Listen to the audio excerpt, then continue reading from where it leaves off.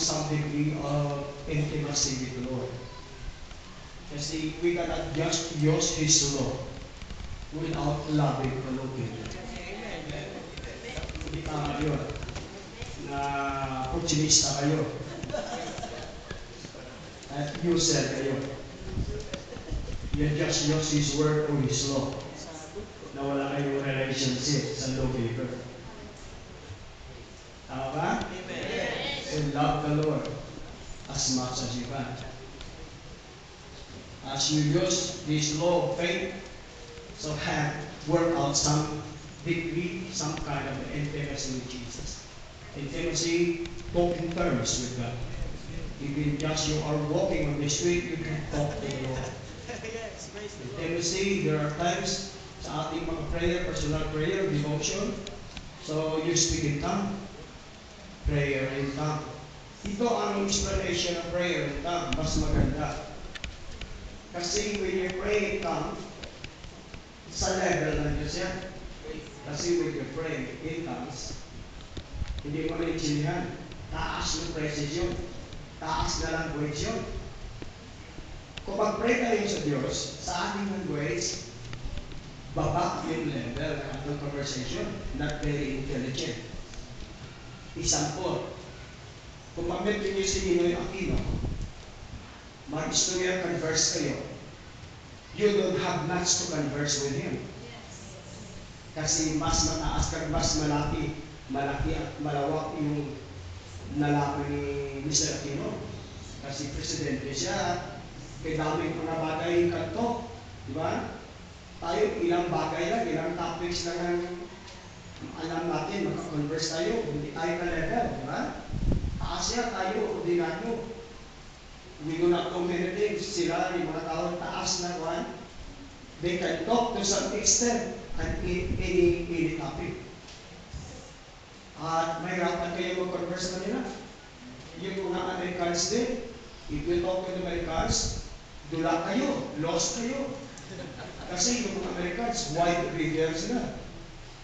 Yung being American, yung exposure nila, experience nila, empire sila. They can talk about to some extent any topic. Tayo, local tayo. Yung level natin ay baba. So, gawa natin ay yes. Yeah.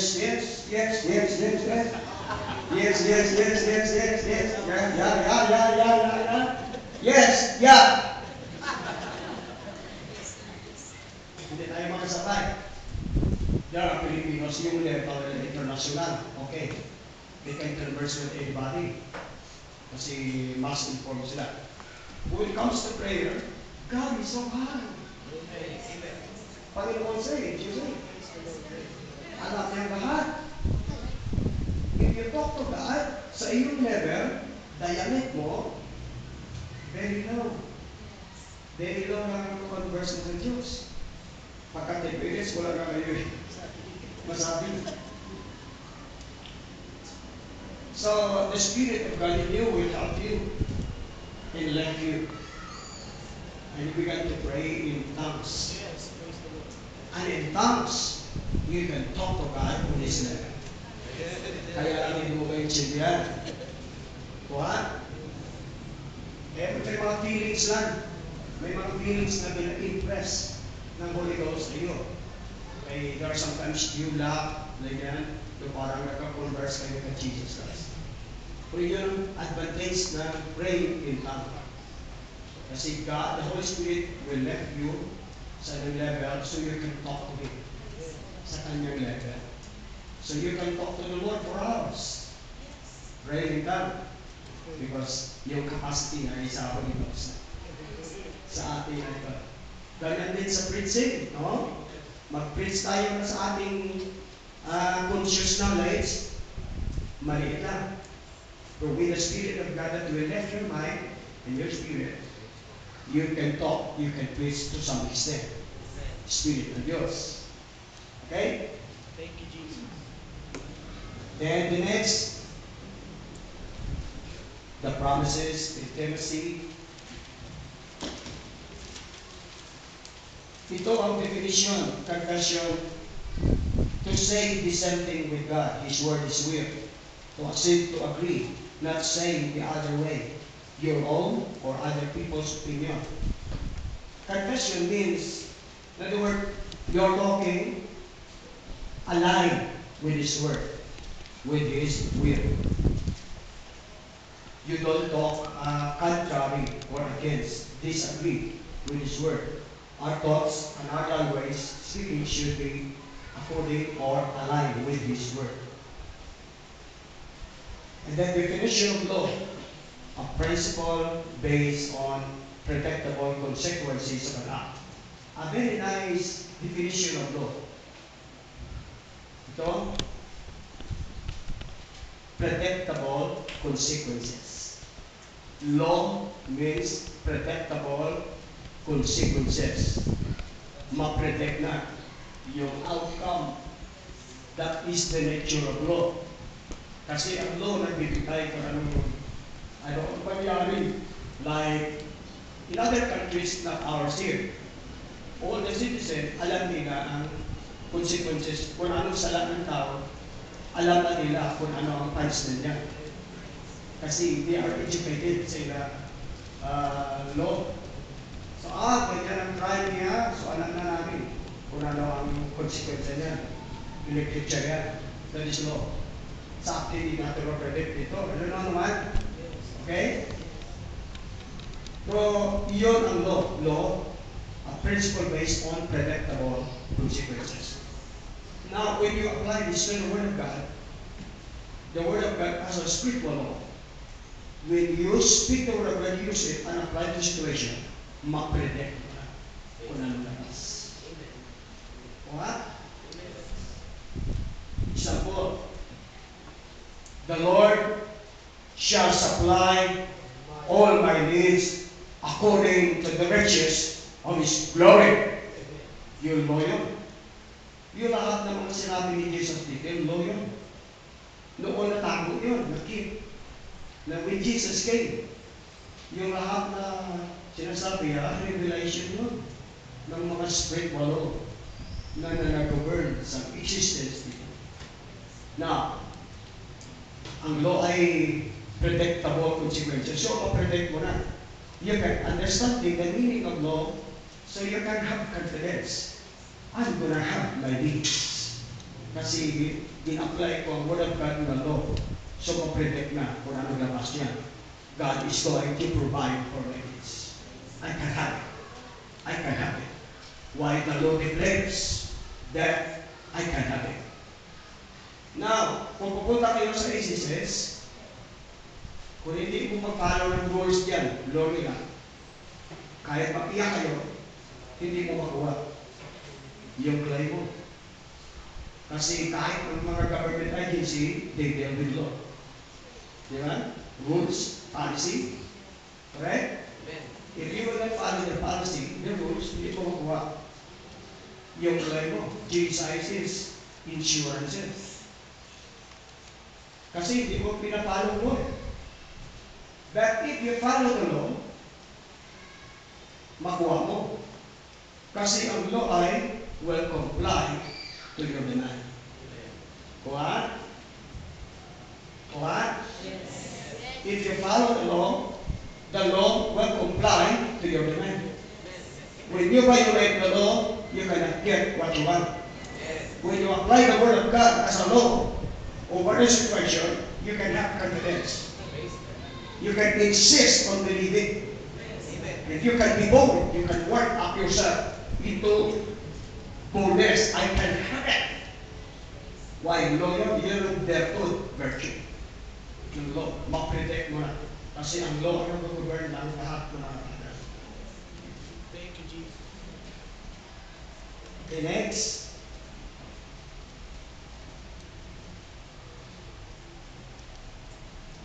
God's laws in the kingdom are not changeable. They cannot be changed. The law of confession is one of the basic fundamental laws that govern this universe and determine our destiny. If you study it and discover its truth, it will give you understanding that will take all the fear out of your hearts, like flying the airplane. And also you can walk in a display of wisdom, power that we never imagined possible. So, ma-free kayo sa fear. Kasi, you only got afraid when you don't know something. Pero kung alam mo na, iba, no? Ito sabi kong eternal relative principles, God created in His image, His likeness, His purpose, and His master design. God's design is where Christ commissioned the apostles, multiply fruitful, subdue, have dominion, replenish the earth of God and His kingdom. Yung master design ng Diyos sa tao ay design to fill the whole world with godly people. From the creation pa, gano'n na. Ang design ng Diyos sa tao ay He will fill the earth with His law, with His presence, with His kingdom. So nawala yun.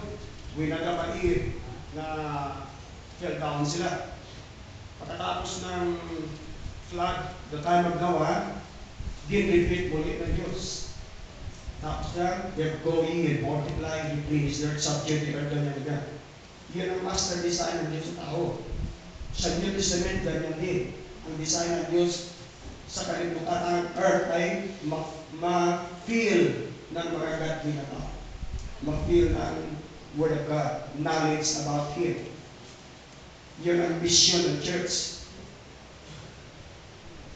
Okay. The same, you go and preach to the gospel na. Na ang church, ang kingdom niya spread throughout the world. And the earth will be filled with godly people. And wherever you go, you bring the presence of God there. And His kingdom. Wherever I go, each one of you, wherever you go, you preach and teach the Word. And as you teach and preach the Word, the kingdom of God spreads. So iyon ang master design ng Diyos ating lahat. At binigyan tayo ng authority. Binigyan tayo ng power, ng wisdom para magawa natin yung master design ng Diyos sa earth. To fill this earth with people who worship the Lord. Itong gospel time, kung hindi pa ma-fulfill yan, sabihin niyo, ma-fulfill yan. At paano sabihin niyo, wala nang ibang religion. Wala nang ibang government. Isa lang ang government sabihin niyo. Government ni Christ in Jerusalem. At isa lang ang system ng worship. Worship ni Jesus Christ. So, iyon ang master design ng Diyos sa kalibutan. Ito, power of the tongue. Ito, dapat medyo kayo tayo. Kung sinasabi natin, power yun.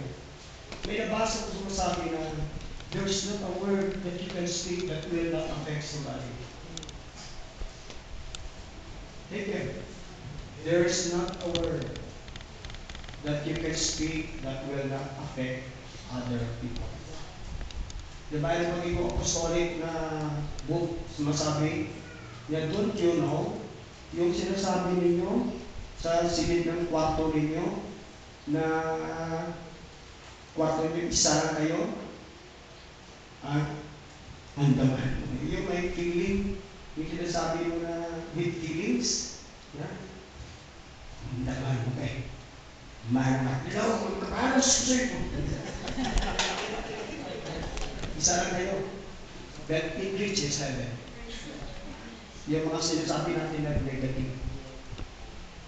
Kahit sa maliit lang na boses, sa silid ng kwarto, kayo lang. Yung sinasabi natin na with emotions, with feeling. Something in heaven changes. Every time we speak words, negative words. Kahit isa na tayo. Words are very, very big. Sa buhay sa lupa. Kailangan ang ating school, wala nag-educate sa atin sa power of virtue ng words. Then Satan also had lied unto us na yung mga words natin ay walang kwenta. Hindi totoo yan. Your words may kwenta. Tama? Ma-change sa mga bagay sa word na sinasabi mo eh. Ito, maganda na yun, diba? Tuesday maganda. Pero, kung pinagpil, mamuyayaw ko eh. Ano mamuyayaw sa Tagalog? Mura? Oh, kung pila mag-mura ko dito, gubana. Ha? Gubana na itong speed. Yung mga words. If I speak good things, so maganda rin. Yung speed. Affects kayo. Pag sa dili, i-change ko. Magmura na ko dito. Iba na. Gubana. Words. And then, words can destroy. Sa friendship, ganoon din. At especially sa marriage, yung mga wives, pagka mag-get emotional, lahat na sinasabi. At sa mga 15, 20 years ago na mga mother at issue, 20 years ago na issue. Para maka-discarte lang, para marinig na parang tiger. Ang mga lalaki din, yan. Wala sabihin, irresponsibly speaking things. So maybe later they will reconcile and ask forgiveness each other. Pero yung damage na yun. Yung damage na yun. Mahirap na yung magwagin. Yun ang nangyayari sa marriage. If you want to keep your marriage, you have to speak good words, nice words, gentle words, words from the Bible. Okay? So power of the tongue. Then education with the power and virtue of words. The same. Jesus operates by word. Your salvation is by word. Your word has power. Ito example. Si Joshua. Nagkuhan sila, nag-war.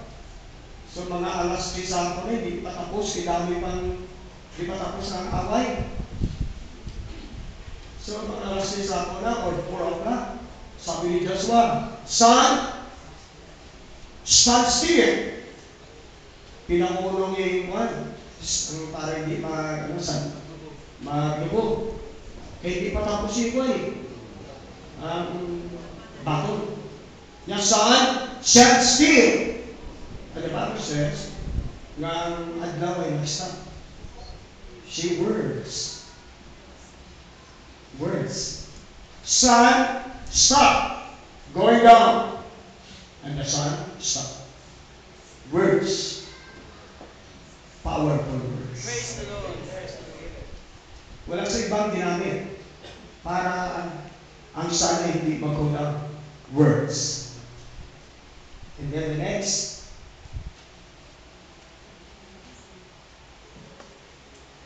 si Jacob, yung istorya ni Jacob, yung umalis na sa Kinaban, di ba? Dala yung pamilya niya si Richard, ha? So may isang malayo siya, si Laban, hinabol siya, ha? So nagalit si Jacob, bakit hinabol mo ko? Nga free na ko. You know, because somebody stole my idol. Hindi wala pinagawa ng idol mo. Yan pero wala ka sa Bible yun eh.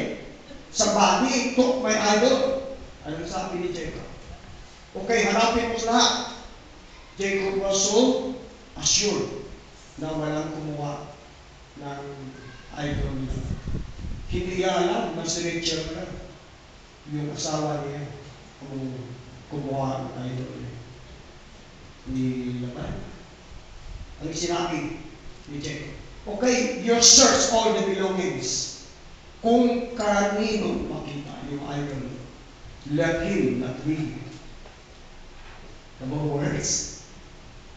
So hindi nakita yun kasi si Rachel kinuha yung binagtong at tulupuan niya, my Lord, I hope you understand, arap ko silang Quran ng administration. So hindi ko makatayo. Ito doon sa balot niya ng bag.